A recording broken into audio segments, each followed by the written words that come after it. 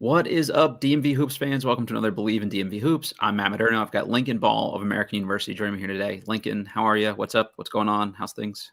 I'm good. Really excited to get on here and talk with you, Matt, and just chop it up a little bit. Yep, love that. Before we get going, brought to you by Stateside Vodka and their Surfside Hard Iced Teas, Hard Lemonades, Hard Half and Halves, Hard Peach Teas. They're all delicious. And brought to you by BetOnline. It's your number one source for all your betting needs. Get the latest odds, lines, matchup reports for baseball, boxing, golf, UFC. If you wanted to bet on that terrible NBA All-Star game, you could do that too. BetOnline is the fastest and easiest way to place all your wagers, including live betting in your favorite casino and card games. You can head to the website and get 50% off your welcome bonus on your first deposit with our promo code BELIEVE, BLEAV. BetOnline, where the game starts. All right, so Lincoln, you were from Maryland, which is awesome. You are a DMV guy. You're playing in DC, so we're happy to have you on here. Just box score stuff. You average about a little over 4 points, 6 rebounds, 2 assists, about a steal a game, half a block. But I think your impact goes much beyond the box score, and that's sort of one of the things I wanted to have you on just to talk about here. Is just you're kind of the do-it-all guy for this American team. So that's my perception of you as a player, I guess. But for anyone who hasn't seen you play, can you kind of describe your game for listeners? Yeah, I really embraced the role that this team has asked me to have, and like you said, I feel like I play extremely hard. I'm tough, and I do a lot of the stuff that doesn't show up on the stat sheet. And I've grown to be very okay with that as long as it helps us win. I got some great teammates that pick up the slack in the scoring and handling the ball. And but yeah, I think the traditional term is like a glue guy, you could call it. But yeah, I've really embraced my role this year so far, and I'm very content and happy with how it goes. You're a guy who put up a lot of stats in high school and things like that too. Like you obviously can score the ball if you need to and things like that. But you, like you said, you have taken on kind of this do-it-all role for the team here, and you're versatile and provide a lot of things here. Does it make that easier to kind of take the less heralded role when your teammates seem to acknowledge that you do all those other things to help them win? And because it seems like your teammates are all super happy for you when you do have a big game and things like that too. Yeah, I think they all practice with me every day. We played one-on-one. They know like the extent of like you said, I know I can score when I want to, or if needed. I mean, and so really just seeing that manifest like in a couple of big games this year. We all love each other very much. So it makes it a lot easier to share, those big games and have just true excitement for each other. But yeah, it's definitely something that, it makes it easier, less pressure on me because I have great teammates that have the ability to go score. I mean, like Matt is a prolific scorer. He's having a great year. Yeah. Yeah, absolutely. And I think I play great with guys like them that know how to play off me now and know how to work with me to get them easier shots. So it does make it a little bit easier. It seems like Coach Simpkins has understood that about you too. Like he gets the different, he's like using you in a bunch of different ways throughout the course of the game. I guess, have you felt like you've been able to kind of flourish under him for that reason? Yeah, I think he accepted like the kind of player that I am. I really take on the leadership role for this team. Very vocal, one of the oldest guys on the team, really pulling everybody together. We have some really good young pieces and really building that trust with Coach Simp since he came last spring. He's really encouraged me to just embrace the role and embrace my play style and have really instilled confidence in me that this role is what is going to help us win. Like it's one of the most critical components to this team. And it definitely has helped me up here with my just play style overall and just being more confident. I think you can always tell a lot about a player and how his teammates feel about him by their reaction on the bench when something happens, positively for them and coaches too. It like when you have a big play, the whole bench all the way down just lights up and everybody's on their feet. And I think that's that tells everybody everything they need to know about you and how your teammates feel about you. But maybe haven't shot the ball from their perimeter as well as I think those of us who have seen you play or think you're capable of. But every one of the threes you've hit this year have seemingly been in big situations. Like, have you always been a clutch shooter? I feels like every three you hit is like desperately when the team needs it. Yeah, so that's funny you bring that up. Whenever we play pickup or we work on late scenario, game winners, stuff like that, I somehow always end up with the ball. So I get lots of opportunities during practice and pickup. And most of the time I find, even if it's like a crazy bank shot three or something like that, like it just, I don't know. Works out. I mean, yeah. So I think, just a lot of reps and, the time's running out on the shot clock. You got to shoot it. There's nothing else you can do. So, I think that I've prepared myself for those big time shots and those big moments.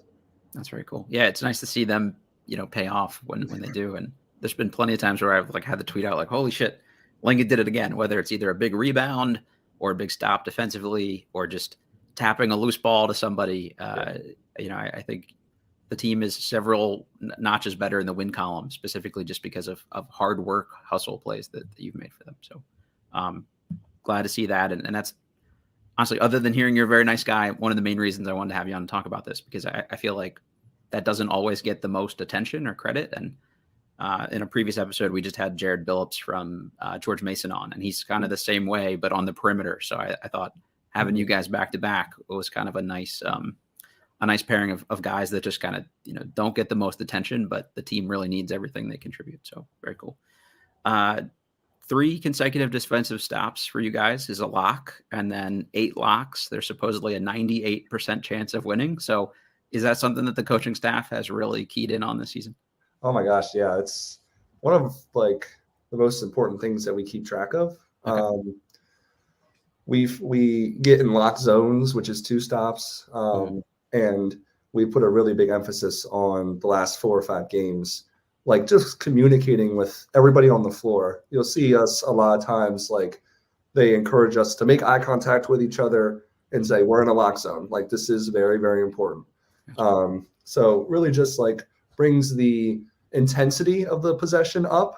And if we can just stack those, it gives us a really great opportunity, to win. Yeah, the 98% it's pretty good. Percentage is pretty crazy. You almost wouldn't believe it, but we find that the closer we get to that goal, whether it be 7 or 8 or 9, it's the better opportunity and the less points the other team scores. But yeah, I mean, it's like we're competing with ourselves, and it's a game inside a game. Like we're trying to see how many locks we can get in the first 4 minutes at the end of halves. Like just makes every possession way more important. Coach Simpkins seems like the kind of guy that would spend a lot of time in practice on defensive stuff. But you guys have also run like a crisp, fluid offense, and this is no way intended to be a knock on the previous coaching staff. But I felt like this year the ball has just really moved, and it's to your guys' benefit. I think a lot of times it's just you're being patient with the ball and putting the defense on its heels. So I think that's also been fun to watch. So I guess maybe walk us through what the split is really like here in practice and things like that. What are they really focusing on? Oh man, we spend a lot of time on defense. Okay. Because we really truly believe that our defense can lead to our offense. I mean, that's just their philosophy. Coach Jack Emanuel, he is defensive king mastermind. He was a great defensive player in his day too. He's constantly teaching. We're constantly trying to absorb as much as we can from him. But yeah, we spend a lot of time on defense because we know that we can be a great defensive team. We have the assets, and we have the length, and we have the quickness. And when we get stops, that's when our offense is the best. When we're running in the first 7 seconds, first 10 seconds, I mean, finding guys for threes, like that's the style that we want to play. And I feel like when we do that, we're most effective, and it really helps with taking the pressure off Rodgers a little bit. Because obviously we want him to touch the ball every single possession. But guys are starting to realize like we're going to double team him. You know what I mean? Like, so it really takes the pressure off him as well. And honestly gets him some clean, crisp threes as well, which is huge for his game. So Matt's an unselfish player too. And I think in an era where there isn't a ton of like inside out basketball, I think that definitely helps you guys that he's willing to give the ball up, to any one of you guys can make an open shot. So I think that's makes you guys that much tougher to guard. But I'm glad you just touched on that because I think that's something I've noticed for you guys is a lot of times there's 5 guys out there that can shoot and all of you run the floor harder or are more mobile than a lot of the people you're matched up with. So I think you guys would be a nightmare to match up with in transition. Is that something that they've really tried to focus on though? It's just like, hey, get the ball and go. Cause any one of you could really like grab and go and get the rebound and start the break. Yeah. It's, obviously we have a great point guard with Eli, fastest guy I know, insanely quick. Brutal cover. Yeah. Matt and I clean up a lot of the boards. And our first instinct, like even before we have the ball in our hand, is to turn and look for Eli. Yeah. And the other one, if he gets the board, I'm sprinting. And if I get the board, he's sprinting, Matt. So it's like we're really just trying to get it in someone's hands that we know is going to make a great decision or even get all the way to the rim and get by whoever is trying to stop him. And, just like pairing that up with Mayock and Lorenzo and Jeff and Colin and, all of them can shoot threes. And it makes it really kind of a nightmare to guard in transition because if you don't stop the ball with Eli, then he's going to get to the rim. And if you do, then someone's going to set a flare screen for a 3 or get someone else open. We a really big emphasis on the first 7 seconds, which, it's been a little slower due to some of the injuries we've been dealing with. But we're hoping, we're getting some of these guys back. We're going to be able to get back on that track and continue to push the ball down the floor. I'm glad you touched on the health factor there. I think at this point it's, hey, let's get healthy and be ready for this conference tournament because I think you guys can beat anybody in the conference. I mean, Colgate is obviously really good, but it's just, survive the rest of the regular season here. Nobody get banged up too much. Peak at the right time. Is that some of the messaging from the coaching staff here? Is just like keep doing the right stuff and like let's make sure we're in form by conference tournament. Yeah, so we're really good at making sure we're where our feet are. We're focused on Wednesday. Well, we're focused on practice today. Yeah. Like we go in every day, and Coach Simpkins just constantly talking about let's win today. You don't win the game unless you win today. So we're looking at it that way, but we're also looking at it every day. Take care of your bodies, do everything you can because this is the home stretch here. It's 3 weeks. It's 3-4 weeks to the end of the tournament. And the message is just like, get as healthy as you possibly can, put in the extra hour of recovery, put in the extra time because soon you're going to be looking back and you're going to be saying, oh man, I wish I did it when we had the chance. So yeah, the message is continue to stay healthy, get healthy, and be in our peak form heading into March. You've got a couple guys on the coaching staff that played at a pretty high level here, and they look like they could all still play. Does that kind of help when you hear that message from them? Does that hit home a little harder when it's like, okay, this guy knows what he's talking about? Well, yeah, and the funny thing is with some of these injuries, they have been playing with us. Okay. Coach Ike will play. And he's a pro, so he is extremely difficult to guard. Okay. And Coach Jackie will get out there and play with us too and harass us on defense. And then Coach Gately will as well. He's younger, but yeah, they've been through it all. They played at an extremely high level, and they were high major and battling just like we were. So having that experience and that trust that they know what they're talking about makes it a lot easier for us to go out and do it as well. So Coach Simpkins played at Maryland for my coach during my time at Maryland, Gary Williams, and Gary was famous for running the flex offense. It looks like you guys run a little bit of flex stuff. Can you confirm that for me? Because I keep thinking I'm seeing that out there, but I haven't heard anybody talk about it at all. Yeah, we got a couple of wrinkles in some of our plays.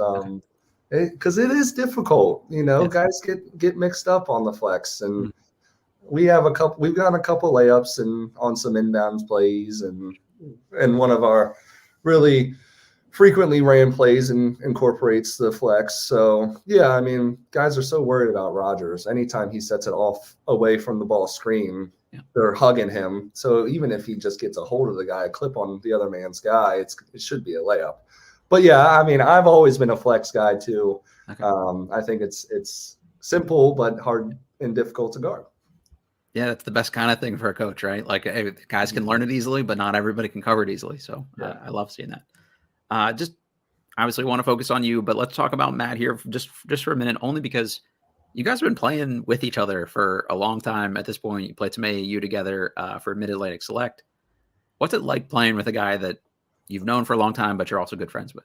Well, we've grown up a lot, from sharing hotel rooms together during AAU, known him since middle school, and just seeing how much he's matured and really grown into this player. I mean, he is, not that I couldn't see this coming, but he works extremely so hard, and he is getting so much better as just a teammate and a person, and just he is the center of our team. Like, how he goes is how we go. And he's really just embraced that role so much. This year, I think the coaching staff's really challenged him more than ever to be more vocal, body language, emotions. Like, he's so competitive, so emotional out there, and we feed off that. And when he is at the top of his game, it really just drives everybody else to be up there too. He's consistent, and we really just rely on him so much, and it's really great for me to see a great friend in person, really get this recognition and continue to grow. I think he's got an even higher ceiling than where he's at right now. I think what we talked about you bringing to the team, though, has enabled him to do a lot of those things that he's really good at. And the fact that you guys can both rebound and do that sort of interchangeably, but both of you can stretch the floor, and it gives a different wrinkle. But, it also, you free him up to do some of these other things. And I think just you can tell that there's like a long-standing connection there in the way that you guys play. Yeah, I agree. I think there's an unspoken, like, we can just look at each other and know what to do. And, it's taken time. It's taken reps and hundreds of hours. But no, I think I've been challenged just to push him every day, because him and I have a really, really strong connection and unique relationship that I think is something that has allowed me to be confrontational with him and push him on the stuff he needs to be doing, right? Yes. And he's doing much better with telling me what I need to do too, the right way, and not just why, So we've learned so much this year. It's been great. That's cool. And I love him. He's my brother. It's been fun to watch, and you can see that when you guys play together too. So you started your career at GW. Was this, hey, now you're an American, like, did you just always want to play close to home, play locally so family could see you? I mean, walk us through kind of the choice in schools here. Yeah, so I had a connection with, the coaching staff here as I was getting recruited in high school, and I really like DC. I mean, I just love it. I don't blame you. And an hour away from home, I'm very close with my family.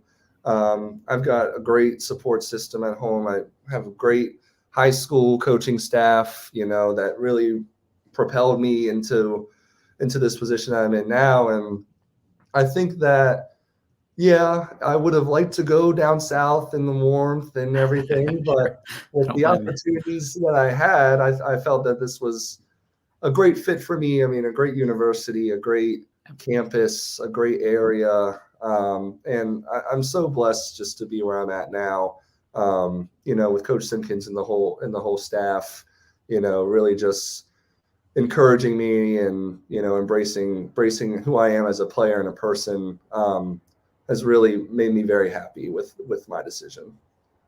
obviously it's tough when there's a coaching staff change while you're at a school, but is it at all cool just to be like kind of in on the ground floor of a new coaching staff, a new era? Like you guys feel like a program on the way up here, and just you guys are playing a large part of that. So is that just sort of, I don't know, ever in your mind at all here to like ever just kind of take a step back and think like, hey, we're building something pretty cool here? Yeah, I mean, obviously, we have a lot of love for those guys, and it was almost like not overnight, but you can just tell when you meet with people or meet someone. And with Coach Simpkins, he's so like empathetic and just you trust what he's saying and you believe in him. And yeah, I mean, I've had conversations with the freshmen, Greg, Matt, Gibby, like they are going to get this time with Coach Simp, like the 4 years. And I'm almost a little jealous that I'm not going to get that. Sure. But no, I mean, it is like that for your first team as a head coach, you never forget. Yeah, you never forget them. And I'm very blessed. I'm very blessed to have another year. I'm going to do my master's and take a 5th year. And that's awesome. Been really good conversations with Coach Simpkins and the staff. And I think I'd be a little emotional if I only had 3 weeks left. Yeah, for sure. But yeah, I mean, yeah, it's kind of unique. It's a very unique experience, and I've thoroughly enjoyed it so far. I'm obviously happy for you, but selfishly, as someone who enjoys watching this team play and you play, I'm glad to hear that you'll be back next year. And I got to think, when you go to a school as good academically as American is, that's just another, like, obviously playing basketball is fun, but if you can get a head start on a master's program from a school like that, I mean, that's got to be a no-brainer. Right. Very cool. All right. So got a couple quick hitters for you here. These are the sort of more rapid fiery ones. Usually I ask, are there any hidden talents? But in your bio on the team website, it says enjoys magic and cooking. You got to explain both of these things for me here a little bit. So the magic is a unique thing because it's something I've been a little out of touch with the last year. My senior year of high school had a class that encouraged us to pick up a new hobby. Okay. And so I picked up magic, and my mom bought me a magic kit for Christmas. And I really enjoyed it, and it gave me something to do. And during COVID, I just, enjoyed card tricks and messing with my family and, just like the illusions of things, very basic, intermediate level. And then the cooking something I've just, I've been challenging myself to eat better and really put an emphasis on that. And it's nothing crazy, but I really do enjoy cooking. I really do enjoy just the whole break from everything else. It's a nice distraction from things. And it's I know it might sound a little crazy for cooking to be a distraction, but with the busyness of right now, it is, and it's very calming and it's good. It's cost efficient too. So there you go. Any specialties? What's the go-to? So I have a really nice pasta, an Italian sausage pasta that lasts me normally 3 days, which is perfect. I know meal prepping is very common now, but for sure, it makes life a lot easier. And been rocking with a lot of chicken and potatoes lately. I've been mixing up the different seasonings for chicken and trying out some new things. The air fryer is the coolest thing to ever exist. It's a game changer because it makes everything so much easier. But yeah, just, very basic stuff, nothing insane. But yeah, I mean, it's nice. It's a nice hobby to have. Any teammates hitting you up for food or recipes or cooking advice? Yes. And Lorenzo's my roommate. So we, share, and he'll make something and I'll have a bite or two and he'll take a bite of mine. And, him being Italian, he's got all these weird different ways of cooking, and I've learned a lot from him. So that's cool. Yeah, add some actually authentic Italian stuff into your repertoire there. It's pretty cool. Yeah. And the magic, you're still doing it this year. You're pulling offensive rebounds out of your hat and stuff like that. So sticking with that. Yeah. Okay, those are again. I usually kind of ask like, what's one thing people might not know about you, whether it's a guilty pleasure TV show or music. Those things kind of count, but anything else that comes to mind there? Um, I really like to read. I'm a big reader. Okay, what's the genre? Like, what's the go-to? Right Fiction, nonfiction? now, I am reading Don't Give the Enemy a Seat at Your Table. Okay, I like And that. it's a little bit of a devotional kind of journey Mhm. book. I'm really big into into my faith. That's something that's the main priority in my life. That's awesome. So just my mom gifted me this book, and it's been a good read so far. And trying to think, what else have I read lately? Oh, I got some other stuff here.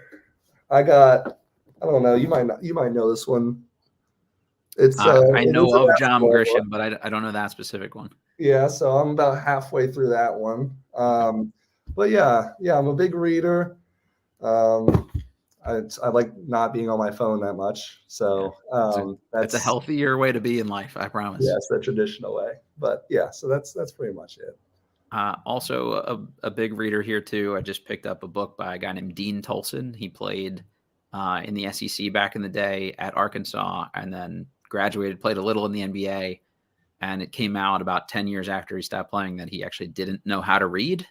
He was totally illiterate after getting all the way through college. So he's talking about it's basically his journey through that, and how he's kind of helped empower other people to take the educational aspect of life and basketball more seriously. So it's a pretty good read. So Yeah, anybody looking for some book recs, check that one out.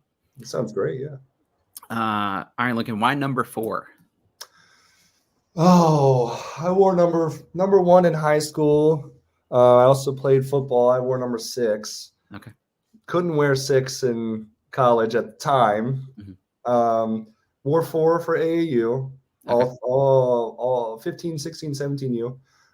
So I went with 4. I mean, I like it. It's basic and That's good. common now that you can wear any number. But no, I'm sticking with it. I'm glad I chose 4 my sophomore year. And that's why, yeah, AAU. Very cool. We've talked about this a little bit in terms of style of play and things like that, but for anybody that hasn't seen an American game this year, give them the pitch, why they should come out and see the team play and check out the arena and things like that. Oh man, we're energetic, and we play a very exciting brand of basketball. We love each other. We're very connected. I think that gives us a huge boost, huge competitive advantage.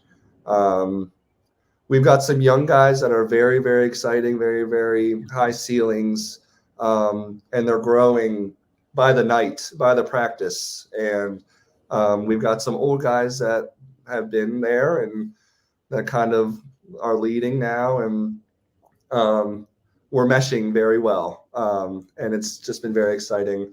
And yeah, we get locks. We try and push the ball. We shoot a lot of threes. We want to be scrappy. We want to be tougher. We want to be very competitive, and that makes it fun. It's the best kind of basketball to play. So that's awesome. Yeah, I think the mix of veteran guys and exciting young guys too is fun for fans to watch too. So I think that's been neat. Either where do you see yourself in 5 years, or hey, when basketball's all done, I know you're going for a business degree here. Like, what's the plan post basketball, I guess? So, obviously I want to play as long as I possibly can. Yeah, for sure. As long as my body will let me. Yeah. I've been a little torn, spent a lot of time in prayer thinking about what I want to do post basketball. I've had some great conversations with Coach Nate and some of the guys about coaching. I think that's an avenue I'd like to investigate, kind of just see where it would take me. I know it's something that is very highly competitive, and I really love the relationships that you get to build in the basketball industry, especially in the college scenery. So yeah, I think that's the direction that I would like to start with before maybe your traditional business, wherever it may go. But yeah, I would like to, maybe be coaching somewhere, being, going through that gauntlet of rising up in the ranks. That's ever so common in college basketball. But yeah, that's I think right now that's the direction that I would be looking to go to. Having just talked to you for a half an hour, I think you got the right temperament and personality for it, man. And I think your coaching staff currently is going to be on the way up here too. So getting in on the ground floor with those guys is also probably not a bad idea. Yeah, I mean, they know everybody, all of them. They know everyone. That's cool. So the whole point of this podcast is to tell DMV stories, guys from the area or playing in the area. You check both of those boxes here. I guess, can you tell listeners just how good basketball in the DMV area is? Oh my gosh, it's the best. It's the right answer.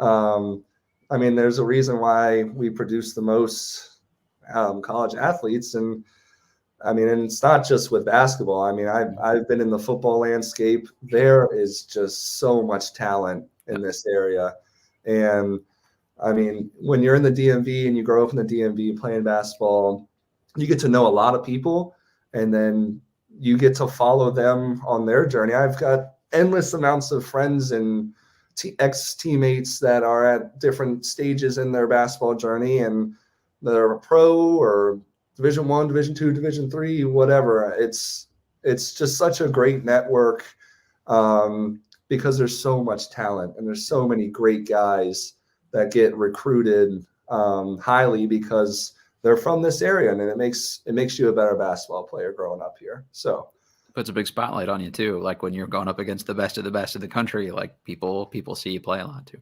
Yeah. Who's the best player from the DMV you've either been guarded by or had to guard? Oh man, that's a tough one. I'm sure there's a lot, so no worries. Just anybody that kind of pops to mind here.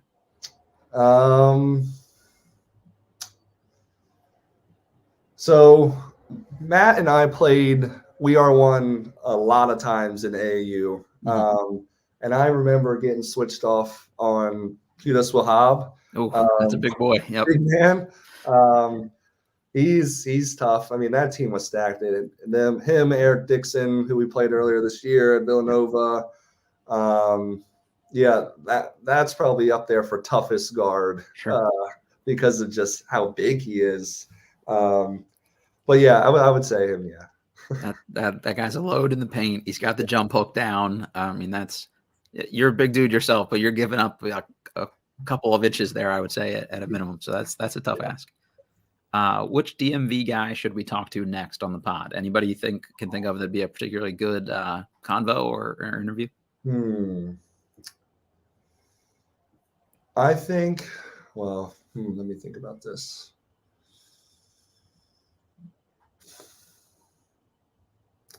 I would say my boy Briggs, but he's from West Virginia. We might be able to make an exception for that. It's like DMV adjacent, I feel like. Yeah, I mean, Briggs, basically was in the DMV. I mean, he went to Goretti. So okay. That counts. Briggs, or I know that Quentin Mincy for UMass Lowell, he's had a really good. Yeah, they're playing great too. Good journey. I played AAU with him. He's a great guy. He's having an exceptional year. Yep. And they're a really good team in their conference. So he might be someone you might want to keep an eye on. Yeah, that's a great call. Reach out to. So yeah. Great answer. Anyone listening to this that you want to shout out, either with the team or the athletic department or the family, anybody you want to give a little love to here? Yeah, I just want to shout out the whole team. Asia is our trainer. She does a great job. She puts up with us. She's been a blessing this year. Just the whole team. I mean, we couldn't ask for a better group of guys. I mean, that's cool. They're my best friends, and we spend a lot of time together. I bet. On the court, even off the court. And it just makes it so much more enjoyable. I mean, you want to play and be the best version of yourself for your brothers. So, shout them out. I mean, I wouldn't be who I am without them. So, and then Asia. Yeah, Asia deserves a lot of credit for what she's got her work cut out for her, man. The walking wounded here a little bit. So I appreciate all the work she's doing to get you guys back out on the court there. Any social media accounts here that you're willing to throw out for people so they can follow you, keep track of you in the journey along the way here? Yeah, I'm on Instagram at just Lincoln Ball, and then I'm on X, Twitter at Ball Lincoln. That's pretty much it. That's really the only ones I really take a lot of notice to. So we'll put the Twitter handle in the bio here too. And for anybody listening to this, you're probably already seeing it on Twitter or X or whatever we're calling it these days. Lincoln, thank you for taking the time to do this. This went longer than I actually meant to keep you. I hope I'm not making you late to anything here, but it was a great convo. I really, truly do enjoy watching you play, and good luck the rest of the way here. And I want to see a tournament run here. So keep doing what you guys are doing, man. Well, I really appreciate you, Matt. Yeah, we got our work cut out for us, but we're ready. We're gonna be ready. So I really appreciate it, and great conversations that we had today. Yeah, thanks, man. All right, for everybody, American, check them out. Rate, review, subscribe. If you're watching this on YouTube, click that little like button, subscribe button for us. We appreciate that. And we're presented by betonline.ag, and we